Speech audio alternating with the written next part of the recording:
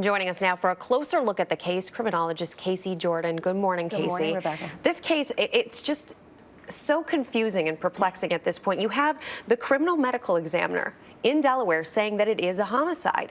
What do you think? Well, they said that within the first 24 hours of Mr. Wheeler being found, and that's a logical thing to assume based on the fact that his body is in a dump and had been placed in a dumpster.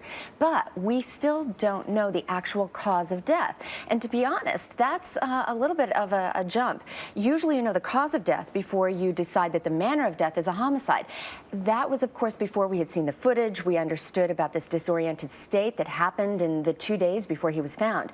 And I wouldn't be surprised if they end up changing that after they get the toxicology reports back. I think that the autopsy isn't complete and we need more details before we decide whether or not he was murdered. Is there a precedent for mislabeling and going so far as to say this is a homicide and labeling it that outright before knowing? What's confusing to me is that usually you know that because you have something like a gunshot wound, stabbing wounds, bludgeoning, something that clearly could not have been self-induced. But no details like that have been released. And the fact of the matter is that when we see this footage, we see that perhaps he was suffering from an organic brain problem. Maybe even his neighbors say they've never seen him like this. Was he poisoned? Did he have a brain tumor? Did he suffer from brain cancer and nobody even knew it? There's a disconnect between him being in the dumpster and that behavior that we see in the hours before he disappeared.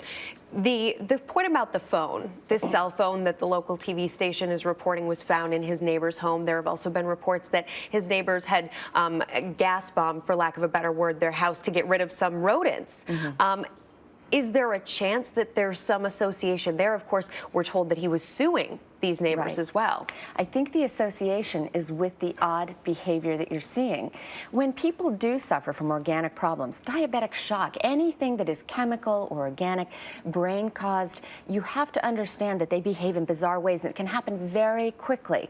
I think the dispute with the neighbor, the putting off of the smoke bombs, which he probably did, was really a symptom of what was going on in his brain and probably has nothing to do with his death. However, if he decompensated, if he passed out, it's possible that somebody robbed him, he died naturally and he was rolled and robbed, and that the body was placed in a dumpster after he was dead. It doesn't mean that the person who put him in the dumpster is a killer. In the end here, ultimately, do you think we will have an answer to this case? I wonder if we will, because there are possibly 10 dumpsters that he came from that ended up in that dump truck. So we don't even have a crime scene.